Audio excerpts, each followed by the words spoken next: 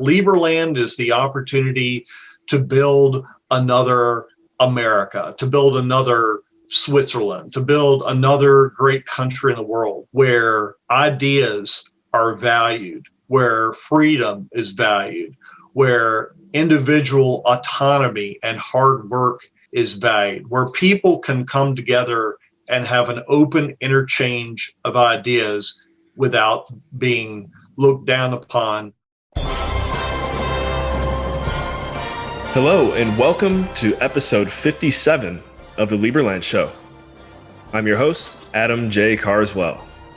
Today we are joined by Stanlatta, as we jokingly have said on our pre-call, the soon-to-be consul for North Carolina.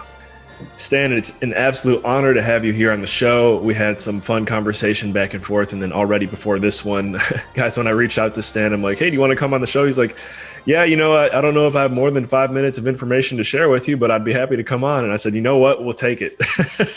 So Stan's here. We've had some good laughs already. And Stan, I just want to flip it over to you now. And if you could just reintroduce yourself to our listeners.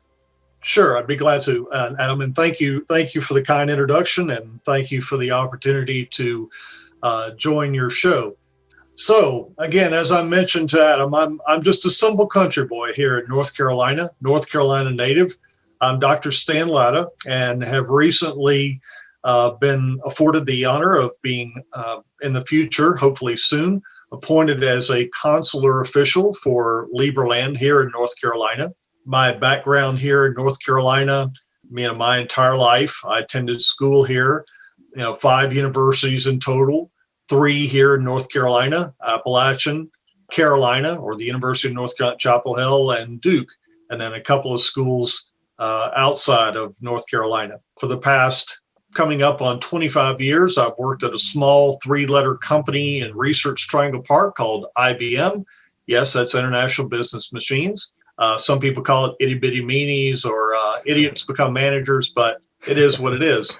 I've also served as vice president and director of operations for an international consulting firm in Raleigh, North Carolina, and have had the great pleasure of being associated with Liberland since the very beginning. I think most of us heard about it, through the national news and the press, talking about, it's not every day that a new country comes on the world stage. And just in the last 6 months, I've obtained my e-residency card and even obtained my Liberland citizenship. So with that, and over 30 years as an appointed state official here in North Carolina, I believe I had the knowledge, skills, abilities, and familiarity with the state, offered myself, and they took me on. So I hope that kind of gives you a quick nutshell background about me, and happy to answer any questions that you might have. Absolutely. Quite the resume. And I have to say, as an IBM guy, is Watson listening to us right now? Absolutely. It's like the CIA, the NSA, we're everywhere. Well, I've got my iPhone over here too, so I'm sure we've got Watson and Siri. In that case, the NSA is listening to everything on your phone. So. Yeah. But it used to be I don't know if it was ever a joke, but I feel like people used to joke about that. Now it's at a point where it's like, yeah, that's what's happening. So however you want to take it. It's no joke. Edward Snowden told us that for sure.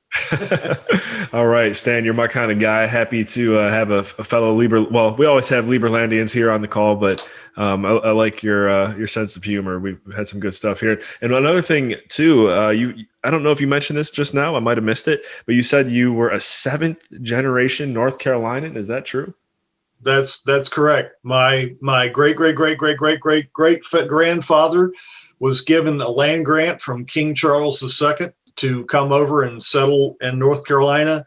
The land is named after him, and it's still partially in our family to this day. In fact, the most photographed small church in America happens to be right there in that community, and was built by my great-great-great-grandfather and some other citizens when he came home from what we call in the South the War of Northern Aggression, what people commonly call the Civil War, the war between the states. Yeah, and I think it's an interesting time to maybe go in this direction for a conversation. Maybe we'll save it for later. But I'm definitely a believer that there's a lot about the Civil War we might not be educated about in traditional history books.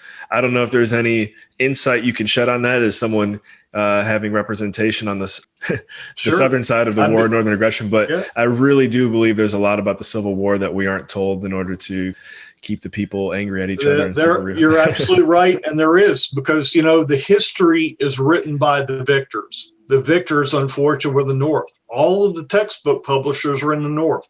They don't talk about the fact that an extraordinarily small percentage of people owned slaves. And the few they did, most of them owned, one or two. I mean, no black slave would go and fight for the South in the war if they thought that the fight was about slavery.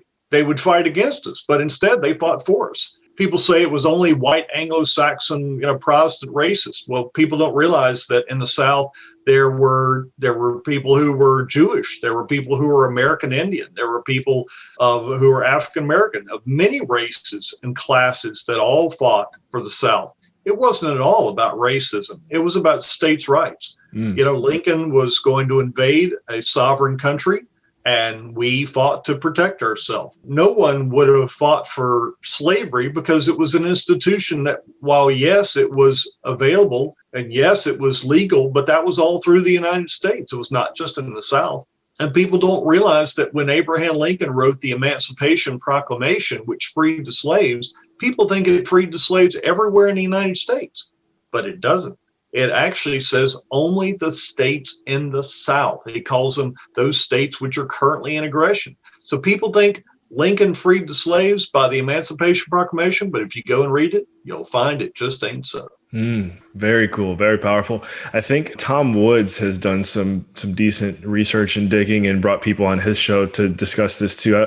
I don't know. Are you a Tom Woods fan, or do you know the direction I'm going? I'm not familiar with him, but like I said, both sides of my family served as officers in the Confederacy, and these guys were farmers. Neither of them owned slaves. It wasn't about slavery, for our family.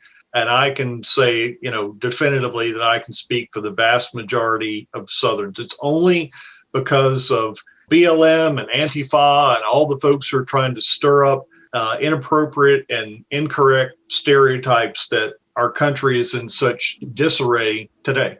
Yeah.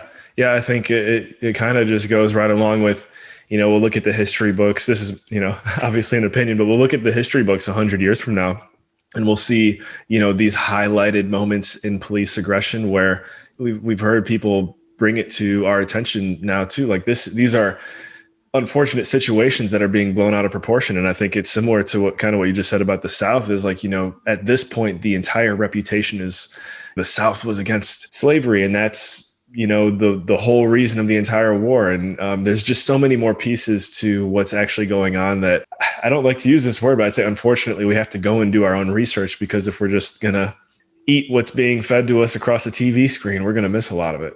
Yep. Yeah, you're right. Because, when the South constitutionally seceded from the United States, which was allowed to them, because when we started the United States, everyone was an independent state. We came together as the United States. So when we withdrew, Abraham Lincoln and his officials said, well, we can't let that happen because we're going to lose all the money in tariffs. The South was being disproportionately taxed, and yet the South was not receiving the level of service. Just like today, if you were paying higher taxes than the folks in the North, and the folks in the North were getting better bridges and roads and whatnot, you might feel the same way. Yeah.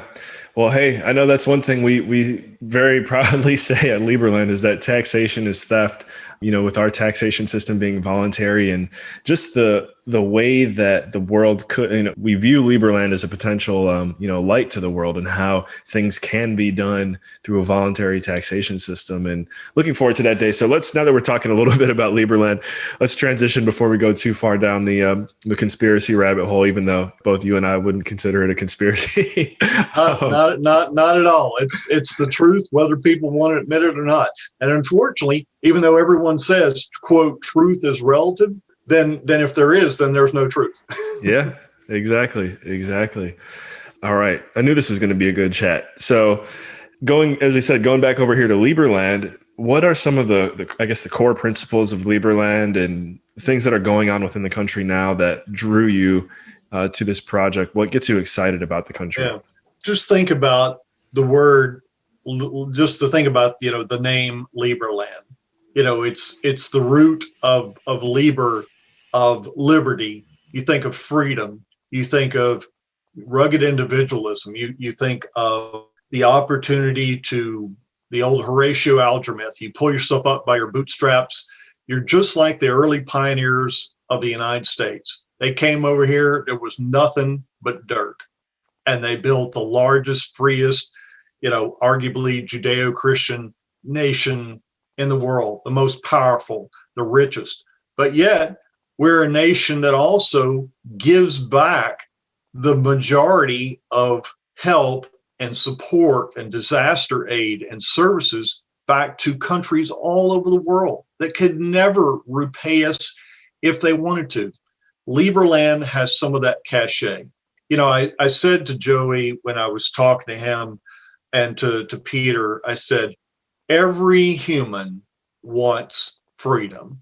Every man, woman, and child wants to be free. No one wants to be under a totalitarian dictatorship. No one wants to be said that they're intolerant just because they hold a different opinion. No one wants to say that they are racist because they're from a particular area of the South, or because their family may or may not have held a particular, belief. Unfortunately, in our society now, if people hold a different view than someone else, they are castigated and marginalized. And yet the people who are doing that are saying that they're the most tolerant and accepting of all views, whether they're gay, straight, male, female, whatever it might be. They're advocating for this great open society, but yet they're being the most intolerant. They're only accepting their own beliefs. Lieberland, thank God, does not share those values. Lieberland is a society where everyone is valued in and of themselves because the cause of liberty is the cause of mankind, if I can use a famous phrase. Lieberland is the opportunity to build another America, to build another Switzerland, to build another great country in the world where ideas are valued, where freedom is valued, where individual autonomy and hard work is valued, where people can come together and have an open interchange of ideas without being looked down upon or without being afraid that they'll be sent to jail or, sent to a gulag or be chased and hunted down by Russian type spies or whoever from whatever country in their operations, whether it's military, political, or whatever. Lieberland in the last 5 years has really grown, has really prospered. So many people from the upper echelons of society and the lower echelons of society, I think, see that and see Lieberland can be a real beacon to the world. I love that. So many things you said there I wish I could just zone in on, but we are starting to get close to the end here. First thing, though, one of the most beautiful things about Lieberland is one of the last things you touched on there, which is we have over 90 representatives from 90 different countries around the world. So right from the get-go, it's this huge melting pot of cultures, people, and ideas. And then on top of that, another thing that I say on the show all the time, I've said this when hosting some of our Lieberland events, and you hit it right on, which is that spirit of freedom and the natural desire. I think there's a lot of people maybe in the world, and who am I to say, but like maybe they desire liberty, they desire freedom, but they don't even know what that feels like. So they don't realize that they actually desire it. But looking back to, if you want to, reference them as the founding fathers, the people that first made their way over here to North America had this burning desire for a better free life where they didn't have to report to a government on everything that they're up to and everything that they're doing. And, not to say that, especially with the world kind of, as we were just saying, pretty much being spied on all the time. It might not be in that aspect, but you look at the entrepreneurial and pioneering and liberty-focused spirit that has gone into the founding, creation, and the future of Lieberland. There's so much similarity as far as we can see between the early United States and what we're seeing happening right now during this very pivotal, very digital time. And thankfully, Lieberland is a digital country, to say the least. You just mentioned getting your e-residency. So I'm with you, man. I'm happy that we have you here and on our team. Thank you. I really appreciate that. It was an honor to be invited to, share my thoughts. My own ancestors back to the Scotch-Irish days and through the Revolutionary Wars and other wars in North Carolina and the U.S. up to this point. My family historically has strongly believed in liberty. And just as, I think every free American or every free man, woman, and child on this planet, it is a gift that we've been given by God. We shouldn't squander it. We should be, a light to the nations. And, God help us to be successful in this great undertaking. Absolutely. All right. So a couple more things here. One, if you could allow our listeners to just know if they have any questions or thoughts or something they'd like to reach out to you or share, what would be the best way for them to contact you? And then on top of that, what would be the stanlatta call to action for all Lieberlandians and associates and supporters of Lieberland around the world after listening to this interview?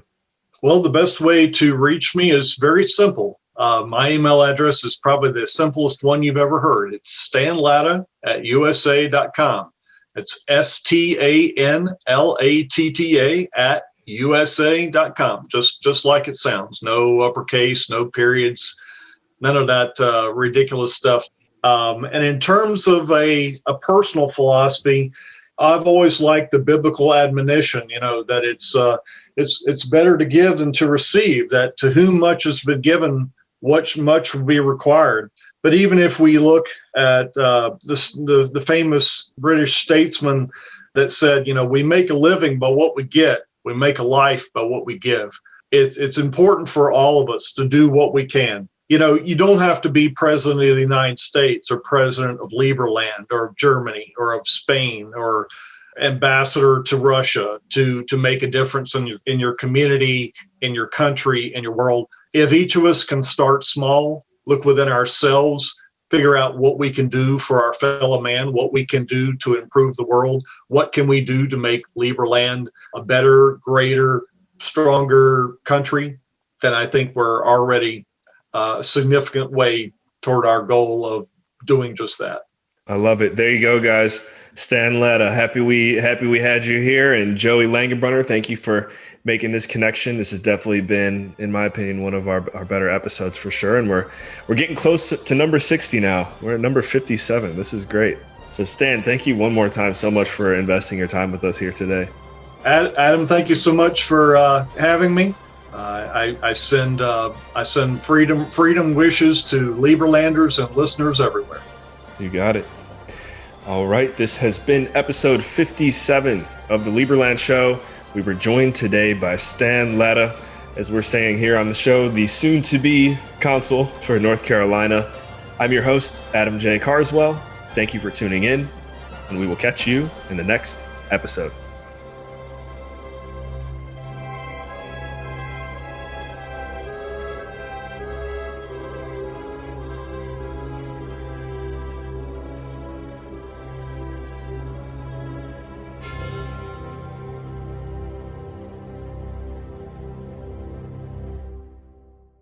If you enjoyed the Lieberland Show, be sure to check out my personal podcast as well, Dream Chasers, Interviews with the Future. A link to Dream Chasers is in the show notes.